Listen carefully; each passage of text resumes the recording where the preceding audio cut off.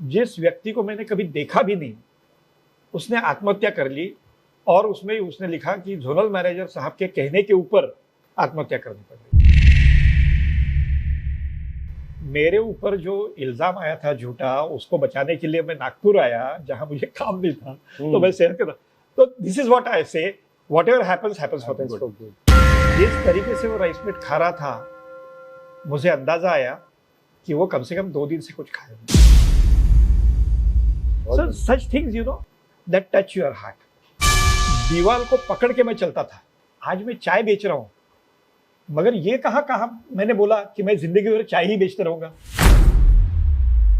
अगर मेरे माँ बाप धीरू भाई अंबानी जैसे होते, अरे क्यों, धीरू भाई अंबानी जी के माँ बाप कौन थे? वो तो कोई बड़े नहीं थे ना।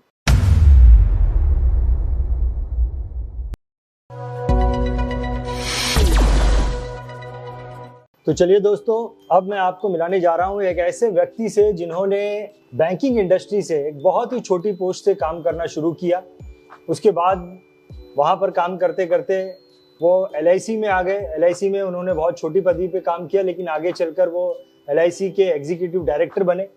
LIC में काम करने के बाद में जो है ये LIC म्यूचुअल फंड में आए और LIC म्यूचुअल फंड में इन्होंने एज अ CEO अपना काम संभाला, एज ए CEO अपना काम संभाला। और LIC म्यूचुअल फंड के बाद ये IRDA के मेंबर बने और IRDA के मेंबर के बाद अब ये रिटायर हो चुके हैं, लेकिन बहुत सारी कंपनीज में एज ए बोर्ड मेंबर काम कर रहे हैं। इनका नाम मिस्टर नीलेश साठे है। नीलेश जी, मैं आपका BITV में बहुत बहुत स्वागत करता हूँ। सो नीलेश जी, आपकी ये बुक जो है बहुत ही प्रचलित बुक है। मैंने भी आपकी बुक पढ़ी, बहुत इमोशनल बुक आपने लिखी है। सबसे पहले मैं यहाँ से शुरू करना चाहता हूँ। आपकी जीवनी से हमें बहुत कुछ सीखना है। हालांकि आपकी जीवनी आपने यहाँ पे उतार दी है पूरी, नेवर गिव अप, ये जो बुक है आपकी, हालांकि आपने अपनी जीवनी यहाँ पे पूरी उतारी है। लेकिन इस बुक में से, ये जो नेवर गिव अप आपने बुक लिखी है, इस बुक में से कौन सी ऐसी चीज़ है, कौन सी ऐसी बात है जो आपको ऐसा लगता है कि मुझे इसको हाईलाइट करना चाहिए ताकि उससे हम कुछ सीख ले सकें? शुरुआत तो मैं कहूँगा कि इसका टाइटल जो है वहीं से शुरुआत होनी चाहिए, never give up. Correct. Actually the book gives a very strong message कि किसी भी कठिनाई में या विपरीत परिस्थिति जो आती है उसमें आपने छोड़ नहीं देना चाहिए, हाथ पैर हिलाना छोड़ नहीं देना चाहिए। और दूसरी बात यह है कि whatever happens happens for the good, ये सोच होनी चाहिए कि चलो ये कठिनाइयाँ आई है ना हमारे ऊपर, तो इसमें से भी कुछ ना कुछ अच्छा ही निकलने वाला है। अगर समझो ये कठिनाई मैं पार कर सका तो बहुत अच्छा है, मैं ज़्यादा तैयार होके बाहर निकलूंगा। कठिनाइयों से बाहर निकलने के लिए रास्ते होते हैं, मैंने समझो 2-4 रास्ते अपनाए और वो सफल नहीं हुए, तो मुझे एक और सीख मिलेगी कि भाई ये 4 रास्ते कठिन जो परिस्थिति है उसमें से बाहर निकलने के लिए, ये रास्ते आगे चल के कभी लेना नहीं है। तो सीख जो मिलती है जिंदगी में, वो हर बार ऐसा किसी की जिंदगी में नहीं आया है कि भाई उसके जिंदगी में कोई कठिनाई आई ही नहीं। करेक्ट। हर आदमी की जिंदगी में अच्छा समय बुरा समय आती रहता है और वो आना भी चाहिए, वरना वो जैसे स्पाइसलेस सब्जी होती है ना, वैसे लगेगा। करेक्ट। ये जो कठिन समय आता है उस समय कई बार हमें लगता है भाई इतना बुरा समय मेरे ही ऊपर क्यों आया, व्हाई नॉट अदर्स। जैसे मैं एक छोटी सी बात बताना चाहता हूँ कि जब मुझे कैंसर डिटेक्ट हुआ तो मेरे कई दोस्त, अरे तेरे को कैंसर कैसे हुआ, तू ना शराब पीता है, ना तंबाकू खाता है, ना सिगरेट कभी पी है, और ऐसे कैसे, वो अपना दोस्त देख, उसकी उम्र हो गई 55 मगर उसको कुछ नहीं हुआ। अब ये ऐसी बातें जब मन में आती है ना, व्हाई मी, तो आदमी थोड़ा डिमोरलाइज हो जाता है कि भाई मुझे ये कठिनाइयां क्यों। तो इसके ऊपर पॉजिटिव थिंकिंग अगर करें कि भाई भगवान ने तुम्हारे ऊपर ये कठिनाई लाई, ठीक है, ऐसा कुछ नहीं है कि भाई तुम्हारे कारण आई, हो सकता है शरीर में जो बदलाव आते हैं उसके कारण हो गया। उस समय तुम भगवान को कोसते हो कि मेरे को ही क्यों तुमने टारगेट बनाया, मगर जिंदगी में भगवान ने तुमको ऐसी कितनी अच्छी चीजें दी है जिसके बारे में तो तुम कभी बोलते भी नहीं। अच्छे पेरेंट्स मिले, अच्छे संस्कार मिले, अच्छा स्कूल मिला, अच्छे टीचर्स मिले, और क्या चाहिए? तब नहीं तुमने ये कहा कि भाई देखो, कई ऐसे बच्चे हैं कि जिनको संस्कार से वो वंचित होते हैं, माँ बाप रहते नहीं है, या कई चीजें। तो उस समय तुम भगवान को धन्यवाद नहीं देते हो, मगर जब ऐसी कुछ कठिनाई आती है या विपरीत स्थिति आती है, तब लगता है कि मेरे ऊपर क्यों भगवान नहीं है। तो मुझे ये लगता है कि ये किताब जो है ये इसका सार है। पहली बात तो यह है कि नेवर गिव अप। दूसरी बात यह है कि what ever happens happens for the good, face it, पीछे मत हटो। अब जैसे किताब में एक घटना ऐसी है कि जब मैं दिल्ली में था तो जिस व्यक्ति को मैंने कभी देखा भी नहीं, उसने आत्महत्या कर ली, और उसमें उसने लिखा कि जोनल मैनेजर साहब के कहने के ऊपर कुछ लोगों ने ऐसी कुछ परिस्थिति निर्माण की कि जिसके कारण मुझे आत्महत्या करनी पड़ी। अब मेरा कोई लेना देना नहीं था, मैंने ना कभी उससे बात की थी, ना कभी देखा था, मगर उसने लिखा।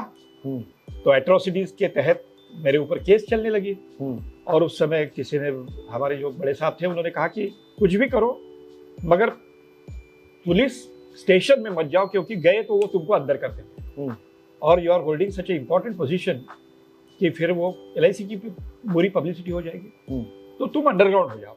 अच्छा। तो मैं अब अंडरग्राउंड कहाँ होंगे दिल्ली में, तो मैं नागपुर आ गया मेरे बहन के घर पे। अब वहां 2 महीने था मैं।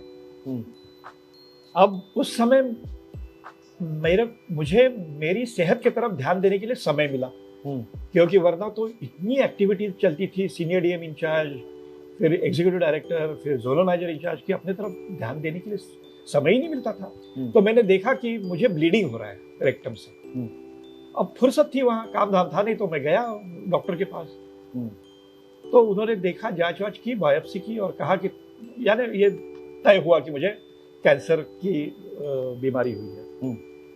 अब देखिए, मैं 100% बताता हूँ कि अगर मैं ये मेरे ऊपर जो इल्ज़ाम आया था एट्रोसिटीज़ के तहत, वो अगर नहीं आता और मैं जोनल मैनेजर की ड्यूटीज़ निभाता था दिल्ली में, तो मैं वो ब्लीडिंग इग्नोर कर देता कि भाई पाइल्स होगा, दवाई खा लो, क्या फ़र्क पड़ता है, नॉनवेज मत खाओ, ऐसी सारी चीज़ें, तीखा मत खाओ। मगर मैं एट्रोसिटीज़ के तहत मेरे ऊपर जो इल्ज़ाम आया था झूठा, उसको बचाने के लिए मैं नागपुर आया, जहाँ मुझे काम नहीं था। तो मैं सेहत के था। तो दिस इज व्हाट आई से, whatever happens for the good. So I could get cancer detected in the almost first or second stage, and that is why I am still alive. अगर एग्रेवेट होता तो वो तो क्या बीमारी है, वो किसी को छोड़ती नहीं। करेक्ट। तो ये एक बात हर बार ध्यान में रखना चाहिए। ये लेसन मैंने पढ़ा, बहुत बड़ा लेसन, कि भाई very big, never give up, and whatever happens happens for the good. किसी को कोसो मत कि मेरे पिताजी अगर कुछ नहीं, जो है वो है। Correct. Absolutely. So these are the two things, in my opinion, which make you a tough man. और ये बात तो बिल्कुल सही है कि हमारे जीवन में हमारी जब जीवन की शुरुआत होती है, तब जो लोग हमारे संपर्क में आते हैं, फॉर्मेटिव ईयर्स जिसे कहते हैं, उनका हमारे ऊपर बहुत बड़ा असर होता है। वो अगर अच्छे लोग आए, उन्होंने अच्छे संस्कार किए, जैसे हम अच्छे संस्कारित घर से अगर आए, तो आजू बाजू के लोग भी संस्कारित हैं, तो उसके संस्कार अपने ऊपर होते हैं। या नौकरी में लग गए, अच्छे बॉसेस मिल गए। अब ये कोई किस्मत नहीं होती है, you can never choose your parents and boss, correct, ऐसा कहा जाता है। अब बॉस अच्छे मिले, सबॉर्डिनेट्स भी अच्छे मिले, तो इसलिए तुम्हारी जो नौका है वो पार हो गई। हमने कई ऐसे दोस्त देखे कि जो अटमोस्ट ऑनेस्ट थे, मगर उनकी ब्रांच में कुछ गड़बड़ हो गई, किसी ने फ्रॉड कर दिया, फिर इंक्वायरी हो गई, प्रमोशन लटक गया, पीछे पड़ गए बैच के। तो हम जब LIC में रिक्रूट हुए तो 42 लोग थे। ED तक जब विदाउट मिसिंग प्रमोशन हम लोग आए तो सिर्फ 4 थे। अच्छा। अब इसका मतलब ये नहीं है कि बाकी 38 जो थे वो दिमाग से कोई कम थे या मेहनत से कम थे, मगर भाई किस्मत, ऐसा कुछ हो गया, या किसी की पोस्टिंग कुछ डिफिकल्ट प्लेस पे हो गई, फैमिली की जरूरत थी कि भाई वहां न जाए, तो छोड़ दिया प्रमोशन, तो पीछे हो गए। तो ये बिल्कुल मैं मानता नहीं कि भाई हमने जो अचीव किया है वो हमने बड़े तीर मारे हैं।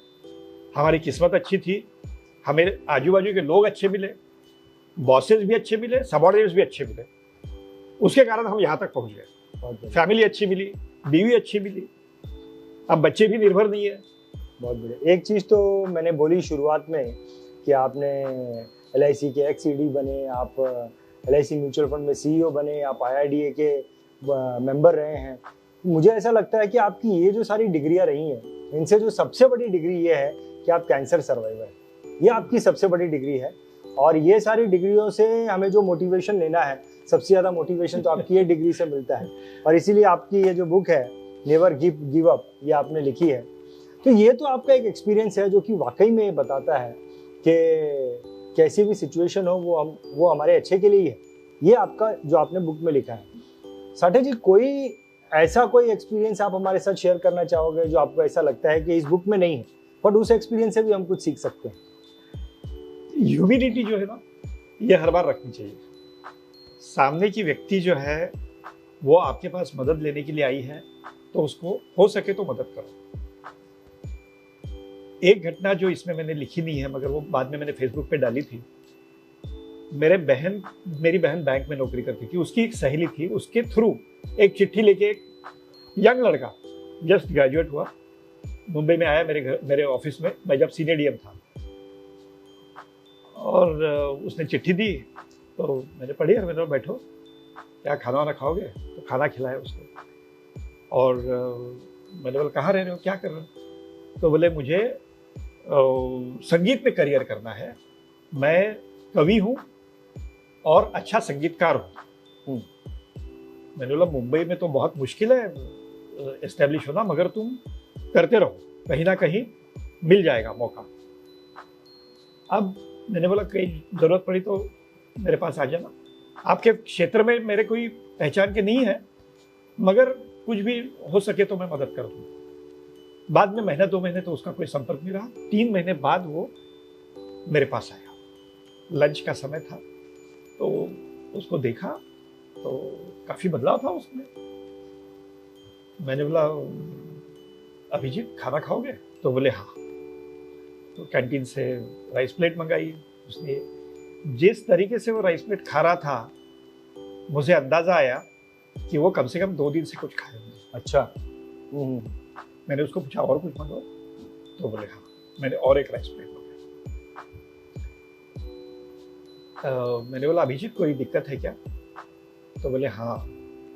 आज बोले मुझे वसई में किसी ने बुलाया है और मेरा पास खत्म हुआ है, तो मुझे पास रिन्यू करना था मगर पैसे नहीं थे।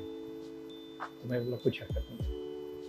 तो उस समय मुझे देखा तो 500 रुपये थे, तो मैंने उसको 500 रुपये दिए। मैंने बोला अभिजीत ये वापस करने की जल्दी मत करो, जब भी हो सके तो करो, नहीं हो तो मत करो, कोई प्रॉब्लम नहीं है। और फिर वो चला गया। मैं भी भूल गया इस घटना को। ये 2001-2 की घटना है करीबन। बाद में मैं म्यूचुअल फंड गया CEO करके, दिल्ली गया, म्यूचुअल फंड गया, फिर IRDA गया। एक दिन जब मैं IRDA में था, करीबन कितने 10-15 साल के बाद उसका फोन आया। बोले मैं अभिजीत जोशी बोल रहा हूँ। सर आपने पहचाना क्या? मतलब नाम तो याद आ रहा है मगर कहाँ मिले थे? तो बोले सर मैं चिट्ठी लेके आया था आपके बहन के सहेली। अरे मैंने बोला हाँ अब याद आ रहा है। बोला क्या कर रहे हो अभी? तो बोले सर मेरे एल्बम निकल रहे हैं अभी, I have become established music composer. तो बोले अरे बहुत खुशी हो रही मुझे ये बात सुन के। मैंने बोला तुमने मुझे ढूंढा कहाँ? तो बोले मैं कई बार कोशिश की आपको ढूंढने की, मगर आपका कोई सुराग नहीं लगा। आज मैं LIC ऑफिस गया और वहां से आपका किसी ने मुझे नंबर दिया, तो मैंने कांटेक्ट किया। और बोले आपको याद नहीं होगा मगर आपने उस दिन मुझे पैसे दिए थे। मैं बोला हाँ यार कुछ दिए थे, मगर ठीक है, कोई उसको याद दिलाने की कोशिश मत कर। तो बोले सर ऑनेस्टली मैं आपको बताना चाहता हूँ, मैं हर रोज सवेरे 1 रुपया डाल के मदर को फोन करता था कि मैं ठीक हूँ। 2 दिन में फोन नहीं कर पाया था क्योंकि मेरे जेब में 1 रुपया ही नहीं था। और जिस दिन आपने मुझे पैसे दिए, जो स्टूडियो में मैं गया वही मेरा फर्स्ट रिकॉर्डिंग था। अच्छा। वरना मैं जा नहीं पाता, पैसे नहीं थे मेरे। मैंने तय कर लिया था कि वहां जाके कोशिश करूंगा, अगर हो गया, वरना टिकट निकाल के नागपुर चला जाऊंगा वापस।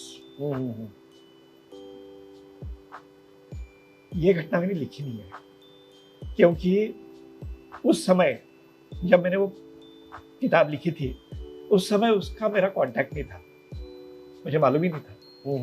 बाद में जब मैं मुंबई आया एक बार, तो वो मुझे मिलने आया, उसने एक गणपति की खुद ने बनाई हुई मूर्ति मुझे दी, and he is now very well established, शादी हुई, बेटा हुआ, बहुत बढ़िया। So such things, you know, that touch your heart.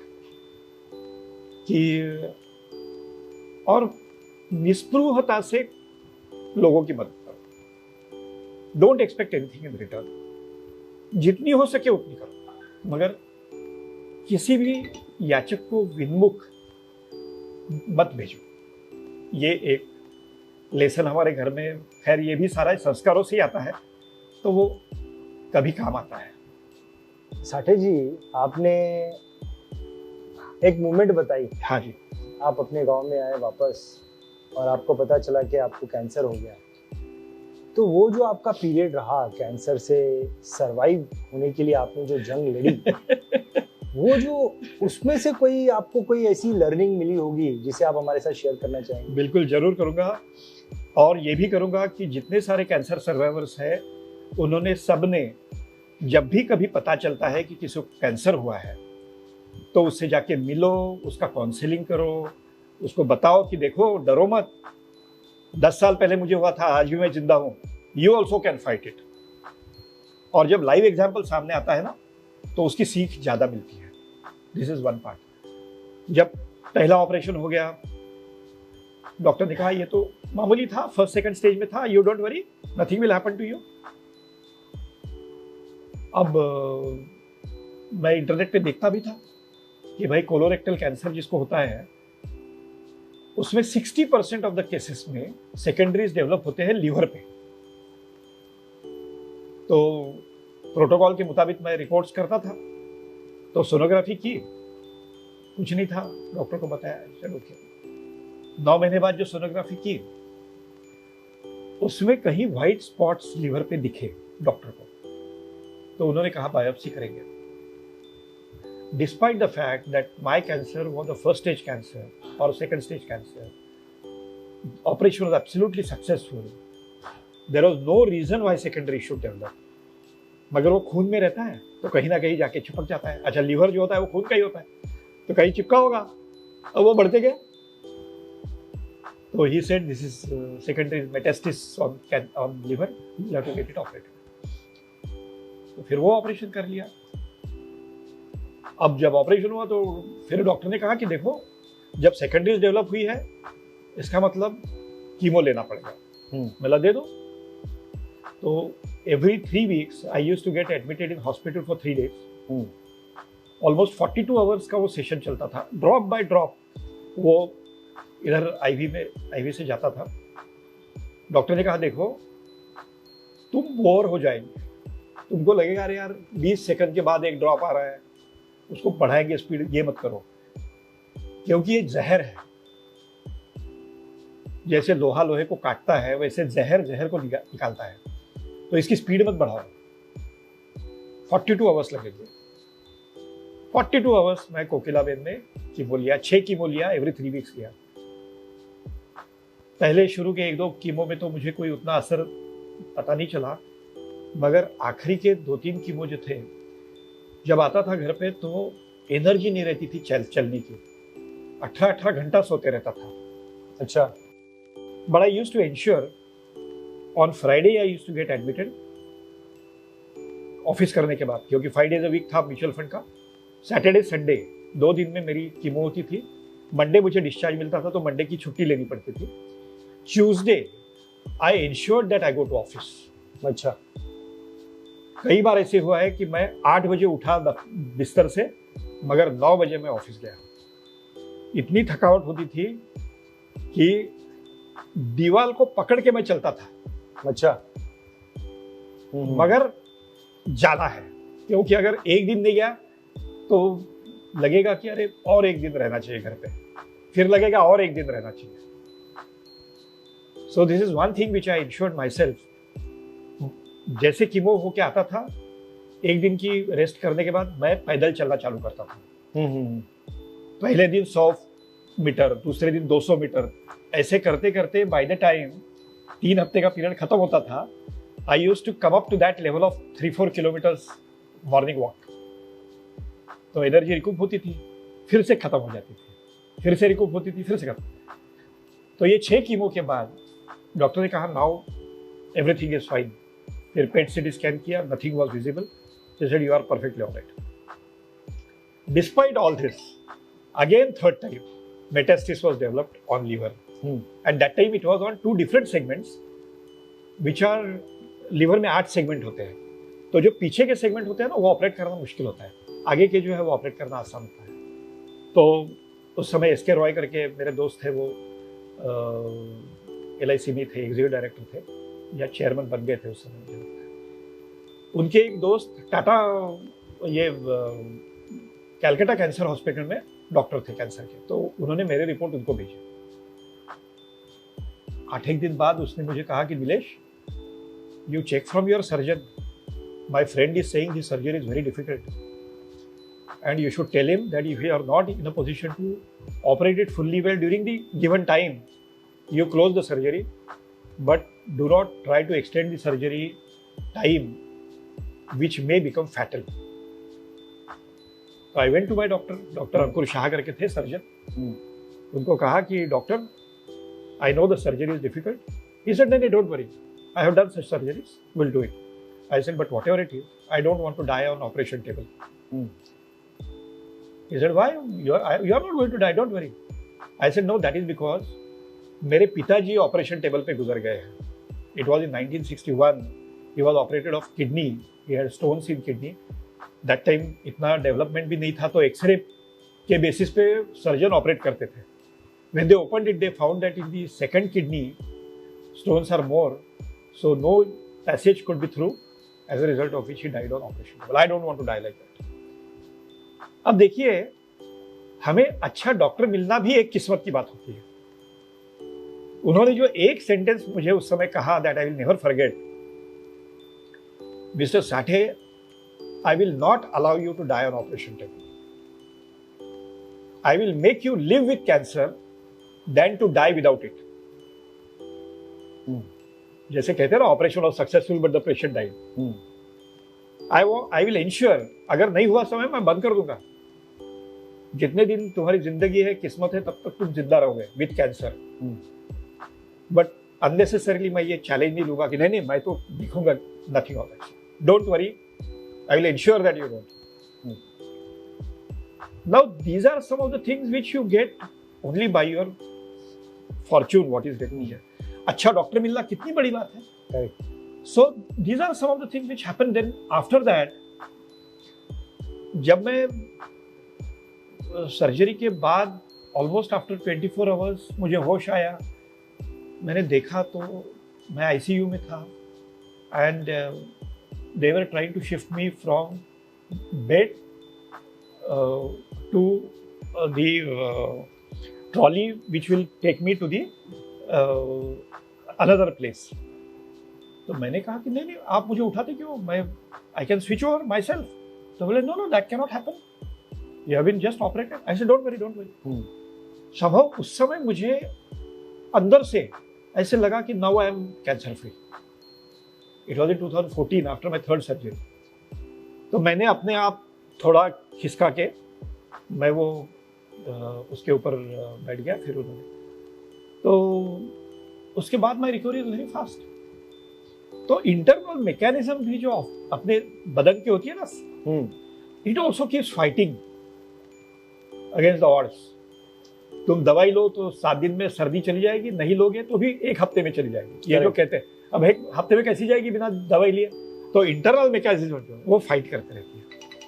तो that is one thing which I believe कि इंटरनल मैकेनिज्म जो है उसको तुम पॉजिटिव स्ट्रोक्स दो कि नहीं I want to come out of it, I will be fully recovered with whatever I have. So this is what happened, and then finally when I got selected in IRD as member. So S.K. Roy was chairman that time. He said, when you would like to join? I said, I will not join unless Dr. Ankur Shah gives me a green signal to join. So I went to him. I said, Doctor, I have got this opportunity. ये RBI के deputy governor के बराबरी की post है, क्योंकि लोगों को बीमे के बारे में कुछ मालूम नहीं रहता है. So one is prestigious, another is salary hike. I will be getting almost double what I am getting here. Money is not a problem. Fortunately, everything is well set. But I will have a greater exposure. But on health count, if you say you don't join, I will not join. Money is not an issue at all. He said, what do you think? I said, नहीं, मुझे लगता है मैंने join करना चाहिए. तो बोले join हो जाओ. Who stops you from doing that? अगर कैंसर होना है तो तुमको क्या लगता है बॉम्बे में कंटिन्यू करोगे तो कैंसर नहीं होगा? अगर फिर से आना है तो हैदराबाद में भी आ सकता है. Maintain the protocol which I have given you. City PET CT करते रहो. And if you think you will be healthy in Hyderabad, you will be healthy इन हैदराबाद. तो मैं हैदराबाद चला गया. ऐसा काम था जो जिंदगी में कभी नहीं किया था, क्योंकि रेगुलेटर का काम ही अलग होता है. उस समय इंश्योरेंस एक्ट अमेंड हुआ था, काफ़ी रेगुलेशंस बनाने थे. अब एलआईसी में तो रेगुलेशन बनाने का कोई मौका ही नहीं मिला ना. तो everything was to be done afresh, कि जो जिंदगी में कभी नहीं किया है. फिर International Association of Insurance Regulators है, उसके मीटिंग्स में जाना था. तो I had to represent India. So that was another big opportunity plus a challenge also, कि भाई वहाँ उनको लगना नहीं चाहिए ये कौन बंदा इंडिया ने भेजा है जिसको कुछ समझता नहीं. That should not happen. So it was really a challenging thing, but I accepted it, and 4 years, really a great learning experience even in IRDA, no doubt about it.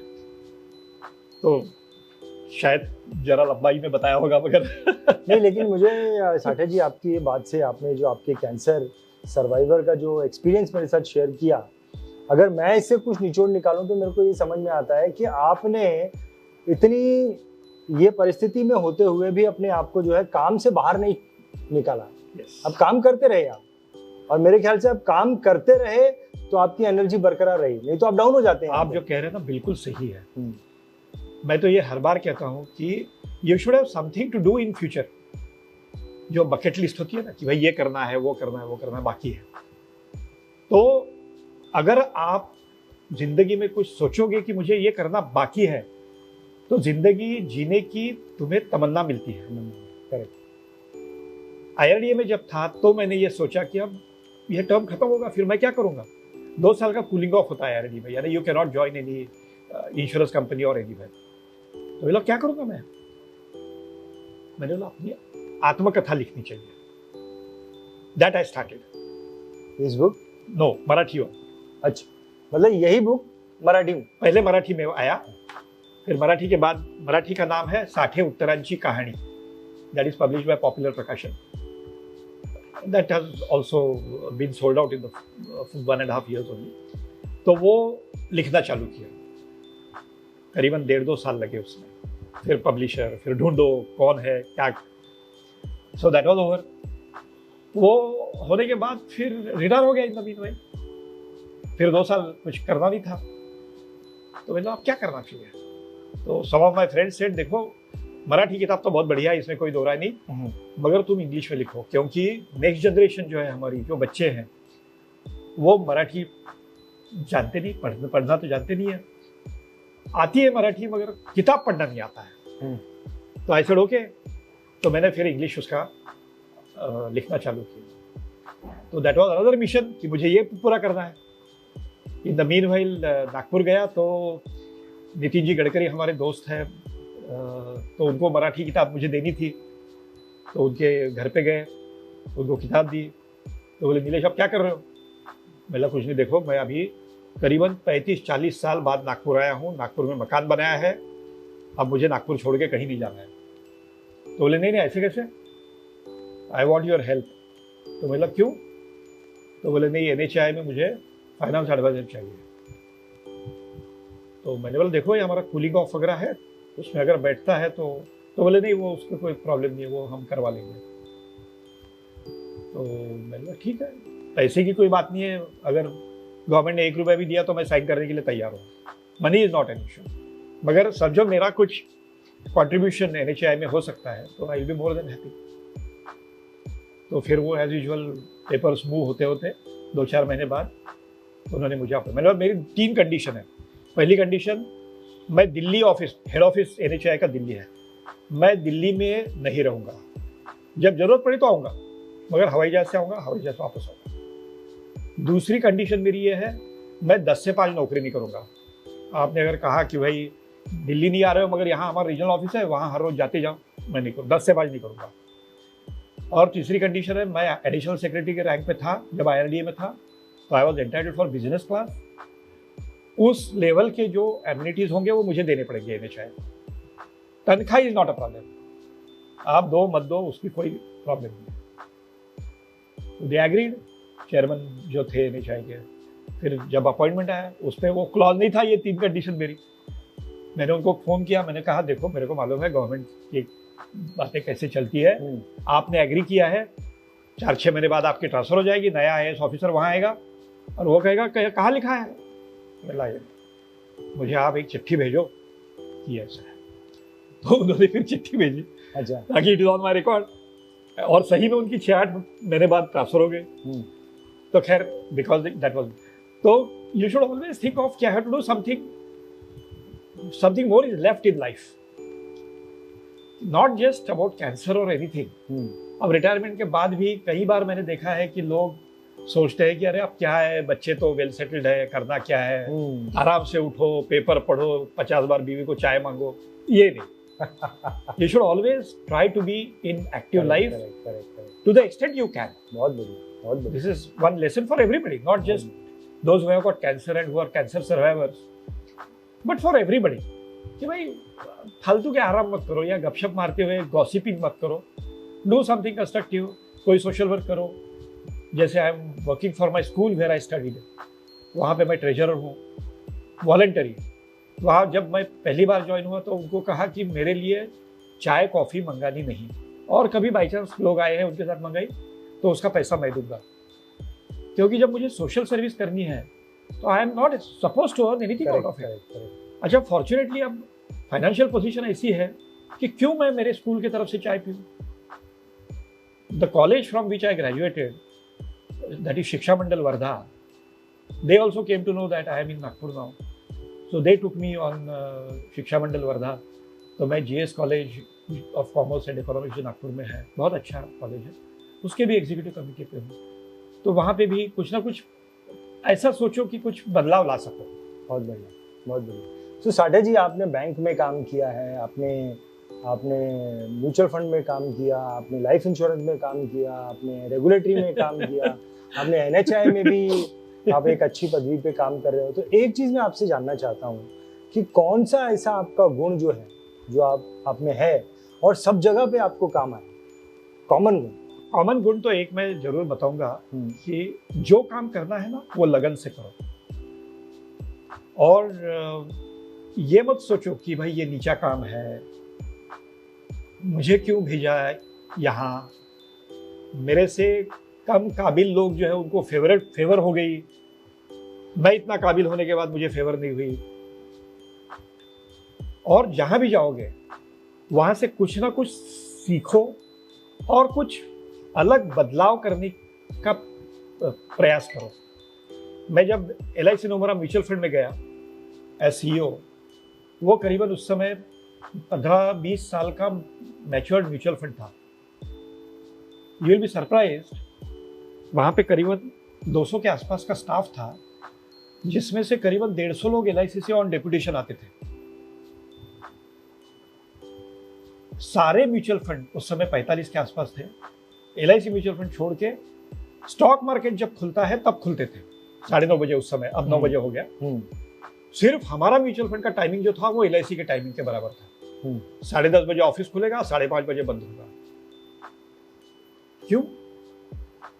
LIC के जो सारे रूल्स रेगुलेशंस, बेसिक पे वगैरह जो था, वो सारा scale वगैरह हमारे म्यूचुअल फंड के एम्प्लॉइज को था। अब ये नहीं चलेगा, this is a private sector mutual fund, it is not a public sector mutual fund. और इसको प्राइवेट सेक्टर म्यूचुअल फंड के तरह से मुझे चलाना है। तो मैंने बोर्ड से अप्रूवल लेके पहली चीज जो की वो ये कि उसका टाइमिंग चेंज किया। 9:30 जब स्टॉक मार्केट खुलता है तो 9:30 मेरा ऑफिस खुलना चाहिए, 9:30 नहीं। दूसरा, जो स्टाफ LIC से डेपुटेशन पे आता था उनको वापस भेजना चालू कर दिया। I started recruiting people from market at market related salary. Fund manager थे, LIC से आते थे, not that they were not incompetent, वो भी काफ़ी क्वालिफाइड थे, अच्छे थे, मगर उनकी सोच जो थी वो LIC की सोच थी। अब LIC की सोच का मतलब क्या है? LIC जब शेयर लेती है तो बाय एंड होल्ड, ये LIC का प्रिंसिपल है। मगर म्यूचुअल फंड में तो चर्निंग की जरूरत होती है, पोर्टफोलियो चर्न करना पड़ता है, वो उनकी आदत नहीं थी। As a result of which results were not that good. और अगर रिटर्न अच्छा नहीं मिला तो म्यूचुअल फंड में कोई आता नहीं, क्योंकि म्यूचुअल फंड तो इन्वेस्टमेंट का एक माध्यम है। तो मैंने कहा ये नहीं चलेगा, तो I recruited chief investment officer, fund managers, we started research cell, सब लाइक जो प्राइवेट सेक्टर। अब इसके लिए मुझे प्राइवेट सेक्टर म्यूचुअल फंड कैसे ऑपरेट होते हैं वो पढ़ना पड़ा, जाना पड़ा। I visited a couple of them कि जहाँ मेरी पहचान थी, देखा तो हाँ यार ऐसे चलना चाहिए। अब ये बदलाव जो लाए उसके अब अभी भी उन्हीं लाइंस पे वो म्यूचुअल फंड चल रहा है। वहाँ LIC से सिर्फ CEO और PA वगैरह एक हाथ दूसरा जो होगा वो डेपुटेशन पे आते हैं, बाकी entire staff is on market related salary taken from the market. No increment, अगर काम हुआ तो इंक्रीमेंट। एक बेलकोर करके एक प्रिंसिपल होता है मैनेजमेंट में, HR का, कि 100 लोग अगर है तो उसमें से 20 लोग ऐसे निकालो कि जो not up to the mark है, उनको परफॉर्मेंस इंप्रूवमेंट प्रोग्राम में लगाओ, PIP। 1 साल का 6 महीने का समय दो उनको इंप्रूव करने के लिए। अगर हुए तो अच्छी बात है, नहीं हुए तो show them the gate.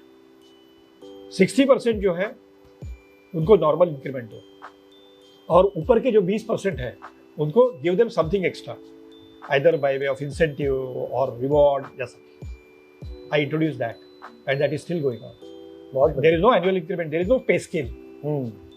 Now this is something which you should do in the private sector. Absolutely. बहुत बढ़िया। तो साठे जी, आपने एक एक्स्ट्राऑर्डिनरी ग्रोथ दिखाई है, और ना ही सिर्फ ग्रोथ, आपने जो है एक चैलेंजिंग काम भी आपने अपनी लाइफ जर्नी में किया है। तो आपकी लाइफ का जो एक्सपीरियंस आपने निकाला है उसमें से कुछ ऐसा बताएंगे, क्योंकि बहुत सारे यंगस्टर्स आपको देख रहे हैं। तो ग्रोथ पॉइंट ऑफ लाइफ में, career growth point of view, आप के लाइफ एक्सपीरियंस से आप हमें क्या सलाह देना चाहोगे?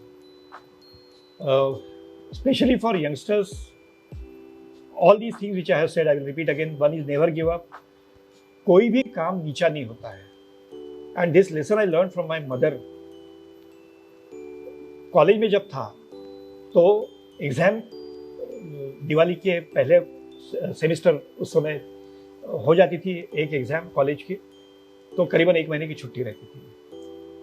तो मेरे मदर ने एक साड़ी की दुकान के जो मालिक थे, जहाँ से हम लोग क्लॉथ वगैरह परचेस करते थे, उनसे बात करके रखी थी कि 15 दिन छुट्टी के मेरा बेटा आपके दुकान में आपको मदद करने के लिए आएगा, आप जो काम बताओगे वो करेगा।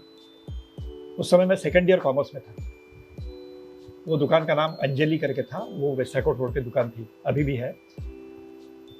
तो आने के बाद जब छुट्टी लगी तो माँ ने मुझे पूछा कि क्या करने वाले हो? मतलब कुछ नहीं, अभी क्या है, नॉवेल वॉवेल पढ़ेंगे, बहुत सारी किताबें पढ़नी है।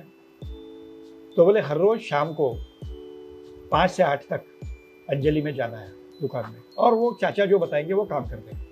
अब मैंने ये कभी उसको नहीं बोला कि वो सेल्समैन का काम, मैं तो BCom पढ़ रहा हूँ, मेरे को फर्स्ट क्लास BCom पार्ट 1 में फर्स्ट क्लास आया हूँ, मैं ऐसे काम कैसे नहीं हो।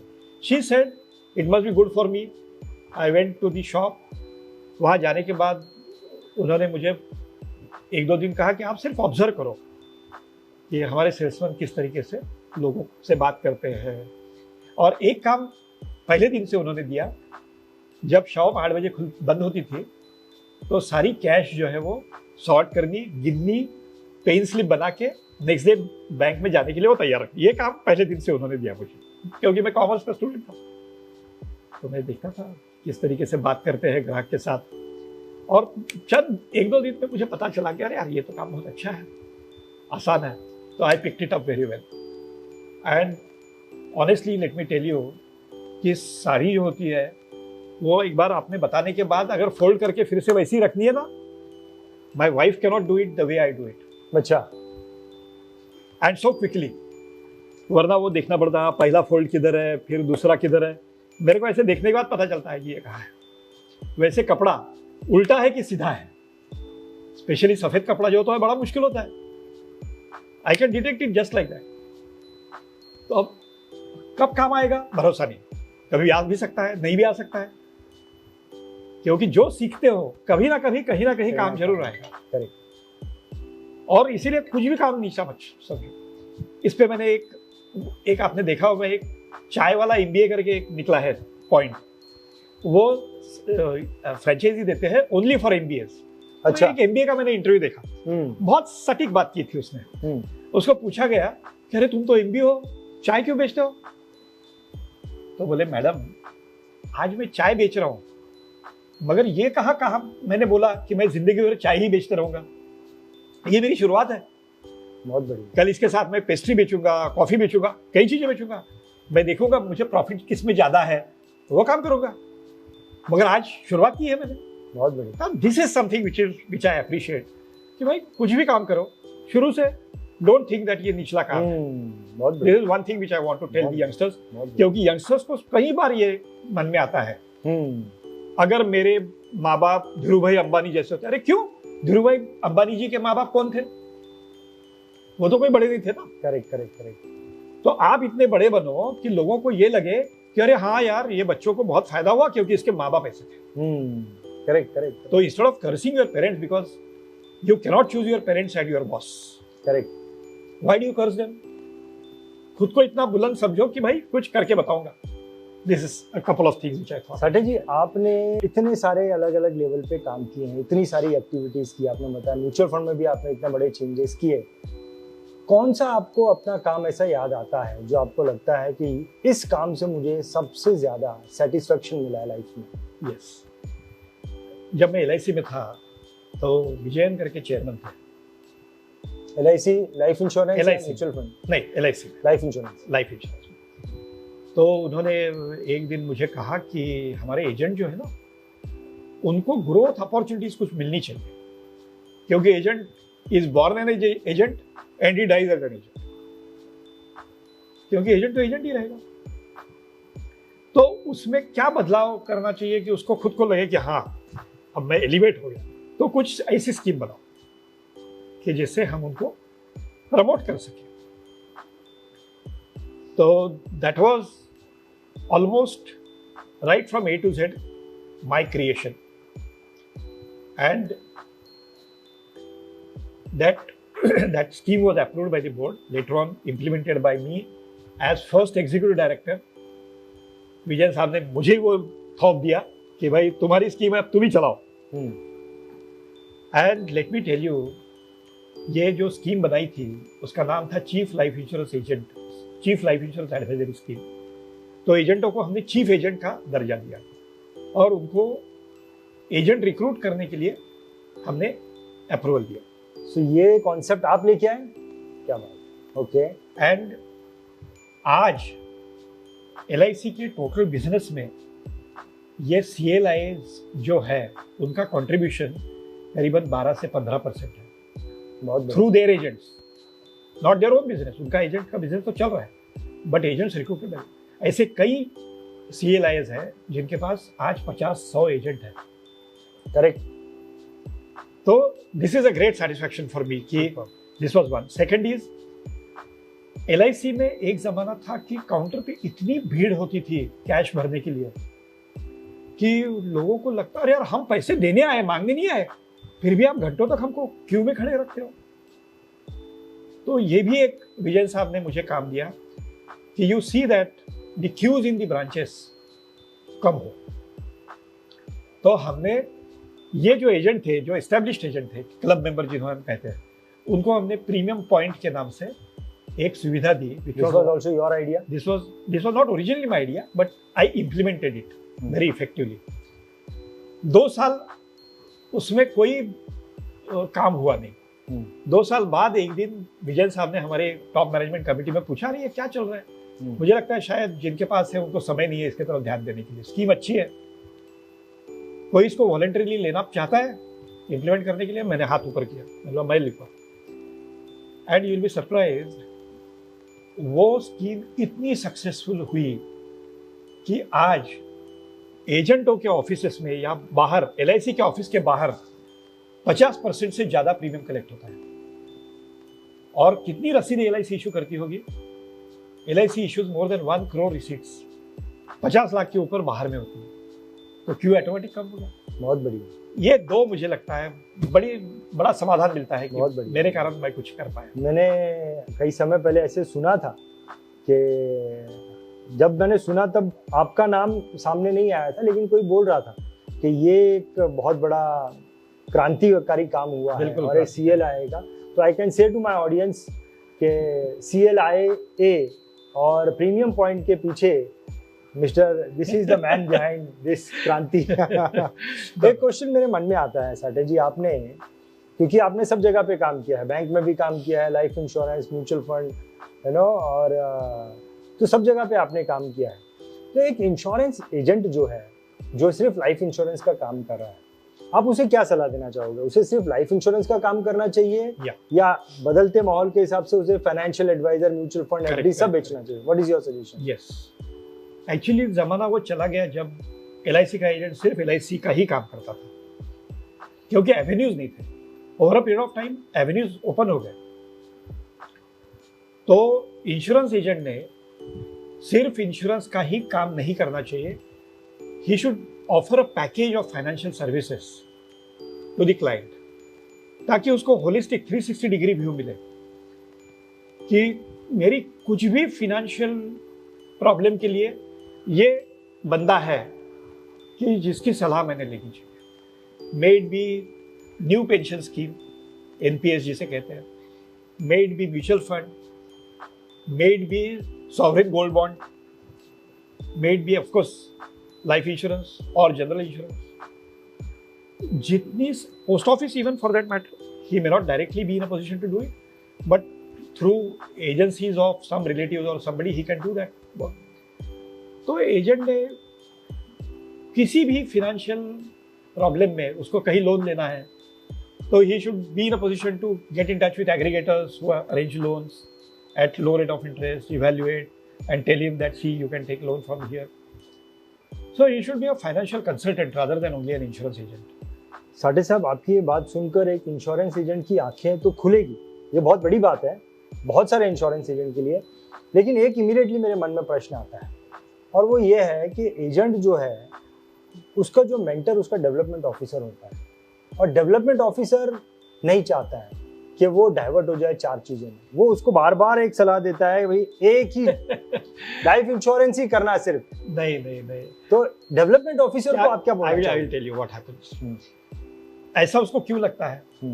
इसलिए लगता है कि वो इंश्योरेंस का काम उस लगन के साथ नहीं करेगा। हाँ, मगर तुम अगर किसी को 360 डिग्रीज व्यू से सेल करोगे तो तुम्हारा बीमे का भी काम बढ़ने वाला है, क्यों नहीं बढ़ेगा? Don't ignore selling insurance. I am not saying you should ignore selling insurance. But that does not mean that you should not look around and sell other things also to the client. Client needs it. उसको चाहिए। अब mutual fund के लिए तुम कहोगे नहीं मैं mutual fund का तो काम नहीं करता, तुम किसी दूसरे के पास जाओ। अब वो दूसरे के पास जाएगा, उसके पास अगर इंश्योरेंस की एजेंसी है तो आगे चल के वो उसको खींच भी सकता है। तो why do you want to give an opportunity to the client to go to somebody else when you also can do it? Correct. तो अगर तुम बीमे का भी काम उतने ही लगन के साथ करोगे तो why your development officer should feel कि तुमने बाकी नहीं करना चाहिए।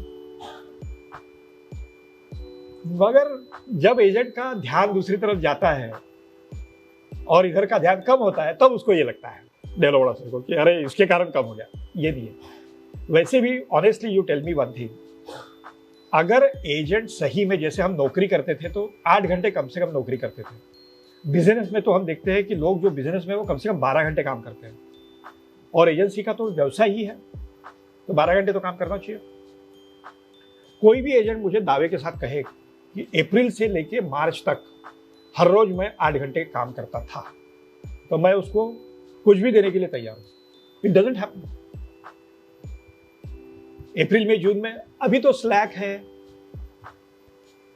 अब कौन बीमा करेगा, क्यों नहीं करेगा? तनख्वाह क्या अप्रैल में जून में मिलती नहीं लोगों को? उनके पास जाओ जिनके पास अप्रैल में जून में बिजनेस आता है। करेक्ट। तो कहने का मतलब यह है कि ईमानदारी से अगर तुम 8 घंटे काम करते रहोगे तो तुमको काम तो मिलने ही वाला है, कहाँ जाएगा? और भगवत गीता तो सबने पढ़ी ली है, काम करते रहो, फल की इच्छा मत रखो, फल तो मिलेगा, तुमको ही मिलेगा, किसको मिलने वाला है? तुम काम करोगे और फल दूसरे को मिलेगा, ऐसे थोड़ी भगवान करेगा। इच्छा मत रखो, मगर मिलने वाला तो तुमको ही है। Correct.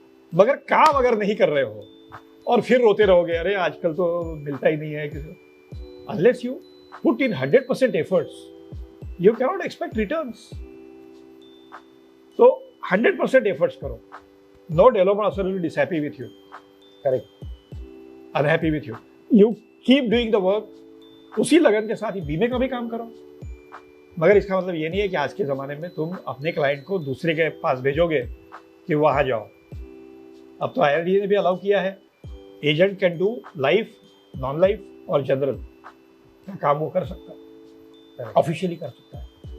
Life, non life and health, not general, non life is general. तो इसलिए कोई दिक्कत ही नहीं। साठे साहब, आपने एज एन एम्प्लॉय काम किया है, सारी जिंदगी आपने एज एन एम्प्लॉय काम किया है, लेकिन एम्प्लॉय का काम करते हुए भी जब आप म्यूचुअल फंड में थे या LIC में थे, आप मैनेज कर रहे थे बिजनेस ओनर्स को, लाइफ इंश्योरेंस एजेंट्स को या म्यूचुअल फंड एजेंट को। तो दे आर लाइक बिजनेसमैन। आपको क्या लगता है जो नई जनरेशन है, जो अभी आने वाली है, जिन्होंने अभी पढ़ाई खत्म करके आना है, आप उनको क्या सजेस्ट करना चाहोगे? उनको जॉब करना चाहिए? जॉब में भी एक्स्ट्रा ऑर्डिनरी ग्रोथ है, बिजनेस में स्ट्रगल है, आप क्या सजेस्ट करोगे उनको, क्या करना चाहिए उन्हें? पहली बात तो यह है कि आपको दिल से जो करना अच्छा लगेगा वो करो। अगर आपको लगता है कि मैं बिजनेस नहीं कर पाऊंगा, मेरे में वो विगर नहीं है, लोगों के साथ बात करने का मुझे नहीं है, मेरे को आदत, मैं जब नहीं पाएगा, मत करो, नौकरी ढूंढो। पहली बात तो यह है कि थिंक फॉर योरसेल्फ कि मैं क्या कर पाऊंगा और किसमें मुझे रुचि है। और instead of doing a job, if you can give jobs to others, that is always regarded as a better place for you. तो नौकरी करना है, अगर नहीं हो सकता है करो नौकरी, कोई बात नहीं। मगर आप दोनों अगर कर सकते हो तो मैं ये कहूँगा कि आप बिजनेस करो, प्रोफेशन करो, rather than searching for a job. एक तो जॉब मिलना भी बहुत मुश्किल होता है आजकल, और वैसे भी develop yourself to such an extent कि भाई अब बिजनेस करना है तो लोगों के साथ बात कैसे करनी है, ऑब्जर्व अदर्स, जो विक्रेता जो है वो कैसे बिक्री करता है, अडॉप्ट, डू समथिंग। तो first in my opinion better is to be a self employed. If you cannot do that then search for a job. First priority has to be a self employed person as a financial consultant, और फिर उसमें growth करो, पढ़ो, from level A to level B कैसे जा सकते हो ये देखो, लोगों को ऑब्जर्व करो, उनके साथ इंटरेक्ट करो, ताकि खुद की इंप्रूवमेंट करो। जमाना सिखाता है। करेक्ट। साठे साहब, आपसे बात कर रहा हूँ, ऐसा लग रहा है करते ही जाऊँ आपसे बात। इतने सारे एक्सपीरियंस, इतने सारे एग्जाम्पल है आपसे। फिर भी एक प्रश्न और पूछना चाहूँगा, आपने इतने सारे काम किए हैं, आज आपको ऐसा लगता है कि इतना सब करने के बाद में भी मेरा एक ऐसी चीज़ है जो मैं नहीं कर पाया और वो समय निकल गया है और मुझे वो चीज़ करनी चाहिए थी लेकिन मैं नहीं कर पाया, ये आज आपके मन में है, ऐसा कुछ है? नहीं, मन में एक चीज़ तो जरूर है और जिसके लिए मैं खुद ही रिस्पॉन्सिबल हूँ कि बचपन में मेरी आवाज़ बहुत सुरीली थी। ओके। और उस समय तो दूरदर्शन नहीं था, मगर आकाशवाणी भी, ऑल इंडिया रेडियो था। ऑल इंडिया रेडियो पे ऐसा एक भी महीना नहीं जाता था कि जब उन्होंने अनाउंस नहीं किया कि ये गीत जो है उसमें नीलेश साठे है। अच्छा।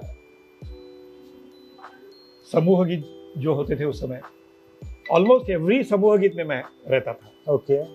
मैंने मध्यमा तक परीक्षा भी पास कर ली,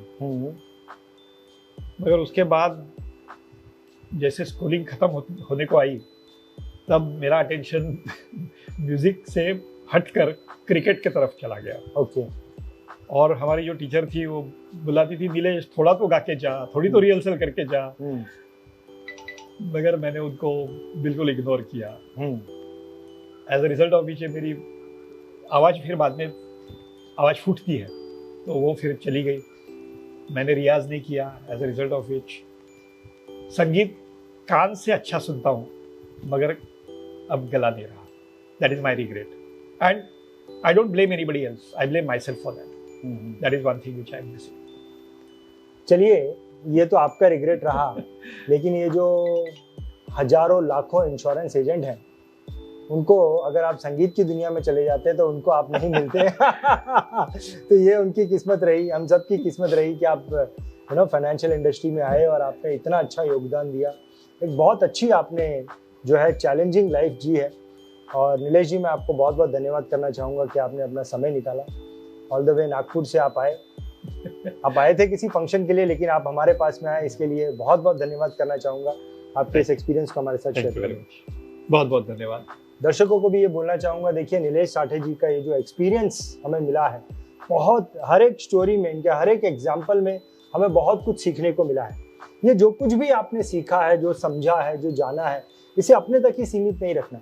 आपके जान पहचान में जितने भी आपके मित्र हैं, आपके कलीग हैं, उनके साथ में इस वीडियो को ज़रूर शेयर करना। और वीडियो अच्छा लगा है तो इस वीडियो को लाइक भी ज़रूर करना। बहुत बहुत धन्यवाद। बहुत बहुत धन्यवाद। Thank you very much. BITV channel पर आपका स्वागत है। BITV यूट्यूब चैनल पर सब्सक्राइब करिए, बेल आइकन दबाएं।